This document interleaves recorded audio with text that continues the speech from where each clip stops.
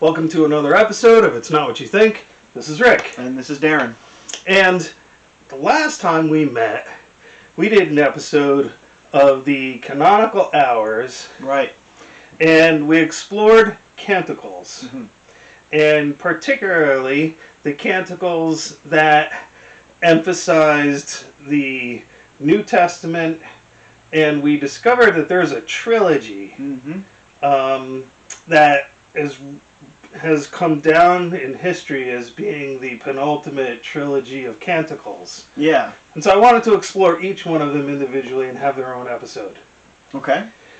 For today, we can go through the Benedictus, and we're going to discover that not only is it primarily a Gregorian chant, but that composers have respun it and redone it, and they're cover songs. Right, yeah. The original covers. Gregorian chant, yeah. So let's listen to the original just to bring that to the foreground, and then we'll go from there. Okay.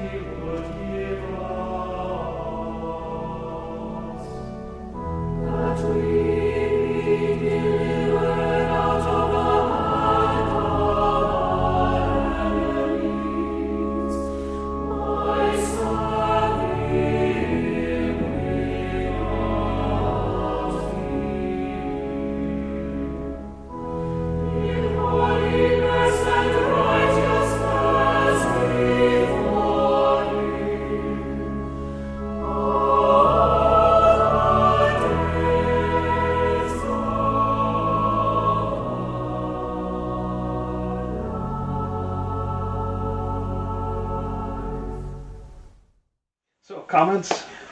Well, I thought it was pretty interesting. One notable thing, this was in English as opposed to Latin. Right, I don't think I found the Latin version, so I went with the English cover. Yeah, but I think that this probably gives us a good baseline of what this might have sounded like in its original, and so I'm excited to see what the other artists did with it. And there was some nice harmonies in it. There was probably a little more modern interpretation. But it was very pleasant to listen to. Yeah.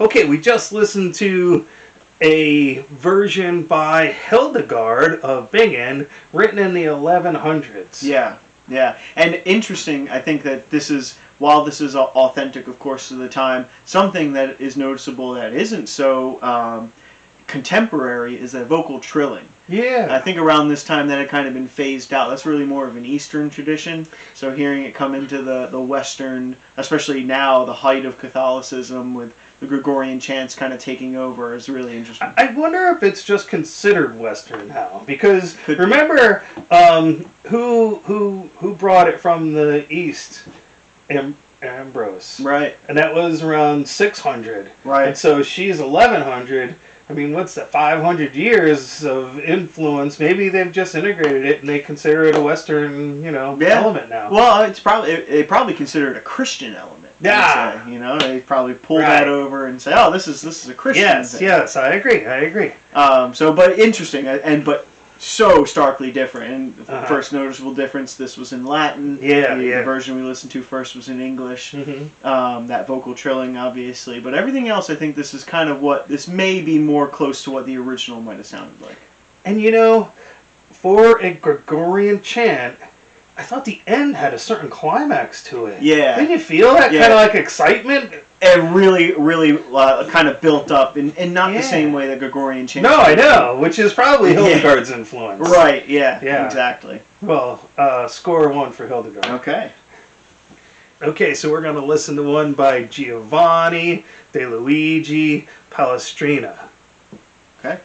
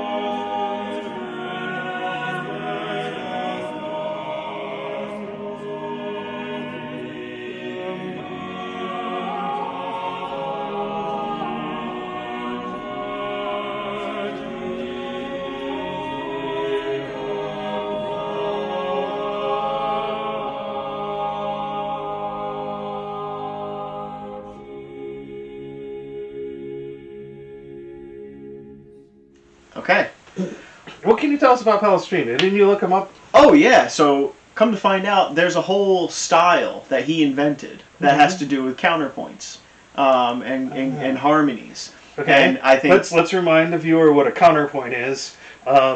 Traditional harmony up to now is kind of static. When one moves up, the other moves up. They call it parallel motion harmony. When one voice moves up, the other moves up. When one goes down, the other goes down. Now we're getting into counterpoint harmony, where one goes up, the other goes down, and it diverges, and then it does something like this. Yeah. Yeah, and Palestrina really led the way in creating that. He wrote a whole bunch of rules that are still taught today. And chief among some of his students, I'd say, or people, not direct students, of course, but those that would have been influenced by him are Bach. And you can hear that in Bach's music as well. Oh yeah.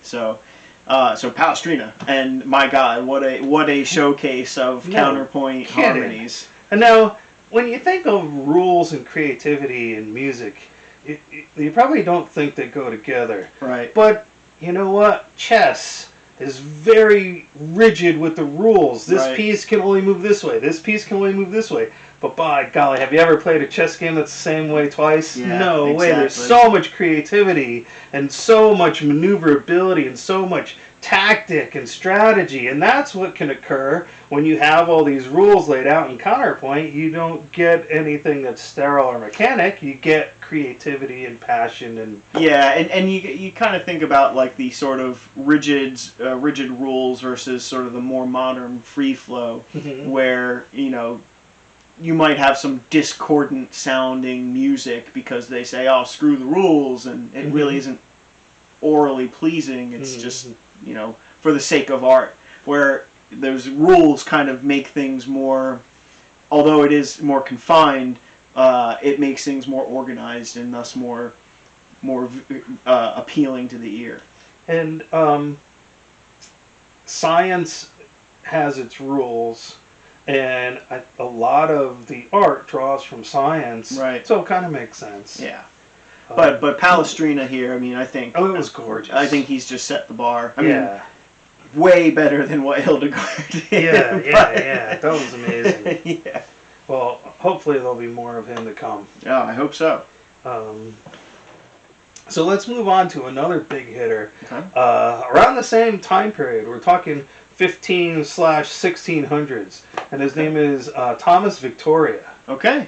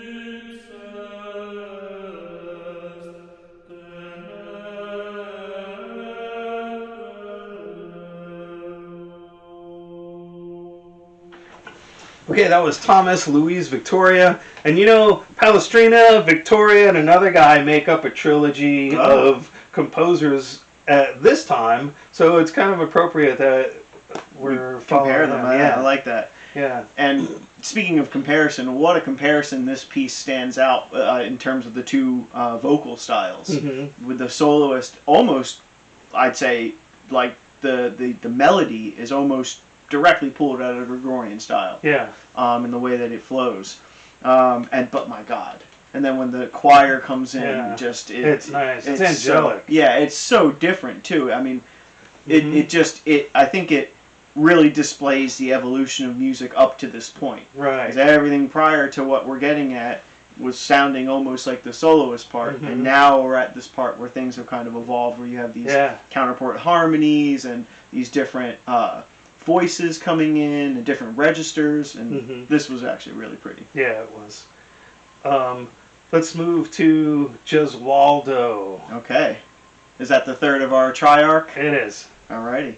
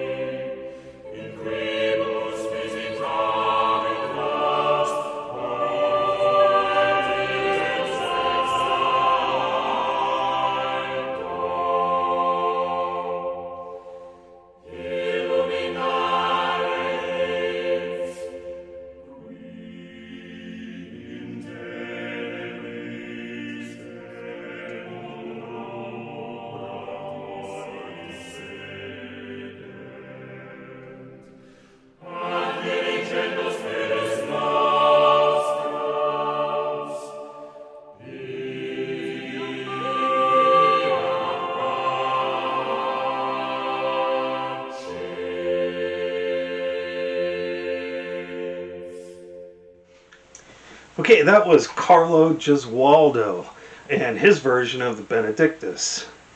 And what a creative guy that piece was. Yeah, oh yeah. I mean, I really liked how he put in just a tiny little piece of dissonance. Mm-hmm. You know, it was really beautiful and really consonant and da da da da da da da. You know, that's the kind of thing that you hear in modern jazz that he's doing now. Right.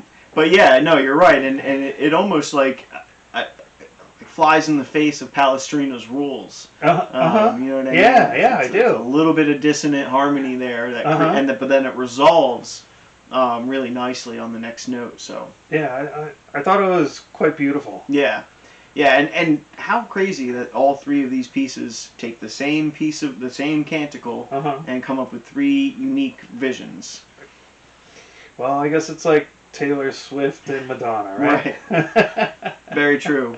I still have to give it to Palestrina. He's still leading the pack right now. Yeah, I mean, he's like the father of counterpoint. Yeah. And the prime example. Yeah. And so far his Benedictus is the top of my list. Mm-hmm.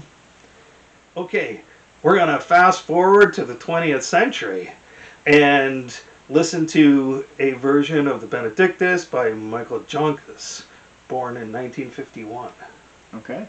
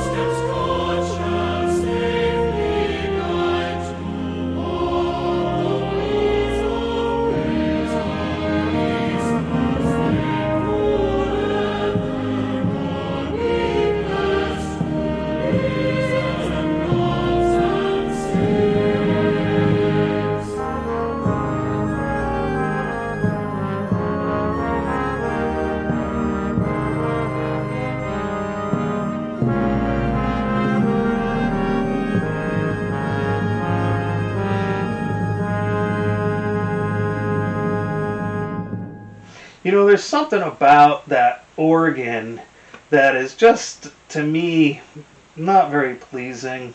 No, it's very contemporary. Yeah. What we're hearing from Michael Junkus, and also very American. He is from I believe Wisconsin, and it's a very American style of composing, especially American Catholic style of composing, with that ugly organ. And the composing style is they name the chords. Like they'll say, okay, I want to go from a G chord to an A chord, and then I want to go from an A chord to a C chord, which is quite different from Palestrina, who was actually putting each note, saying, I want this singer to sing this note, then this note, then this note. Yeah. He didn't just lay out, I want the chords. Right. And so that's why you got all those intricate harmonies, because he made sure every single person played a distinct note. Where this guy is, I'm not criticizing, I'm just giving the differentiation. This is more like jazz. I mean, he's like playing A chord, then a C chord, then a D chord, and they'll all resolve on F or something. Right. Whatever it is, whatever the root note is. Right. But this, this is now in English. I think a lot of this just recall back of memories of church, and it feels very, very American, very, I don't know. That's the best way to say it, is a very American Christian, and you can tell. I don't even think he's considering the Benedictus and its roots in Gregorian chanting in his composition of this piece. It's possible. Yeah, I think he's looking at the Canticle as an opportunity to do a cover for a modern spin on an old hymn. And I think he missed the mark a little bit. Well, we may continue having modern spins, and let's find out what Phillips does. Okay.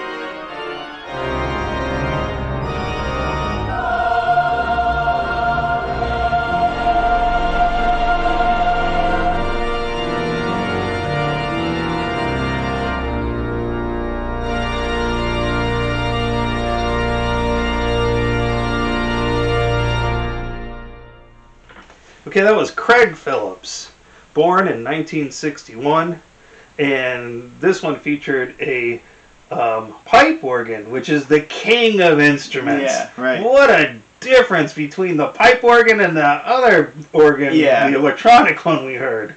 Yeah, big difference, and just in terms of like the way it sounded and the timbre of the piece altogether, it just is a little bit more pleasing hearing the pipe organ. And speaking of which, the player of the pipe organ, I mean, he was just going to town. All over the place. He was like a jazz organist, or even like Keith Emerson from Emerson Lake a Bomber. Yeah, all over the place. Yeah, really good organist. Yeah. But also, I mean, impressive. just such a difference between this and the Junkus piece, even though they're both, I'd say, contemporaries. Yeah, within 10 years probably. Yeah. It's such a difference. Yeah, I agree. This one I liked. Yeah, same. Who's our last one? James Quinn. James Quinn. I had to take a minute to remember. Who do we have on deck next? James Quinn. Okay. So let's give him a listen to. Yep.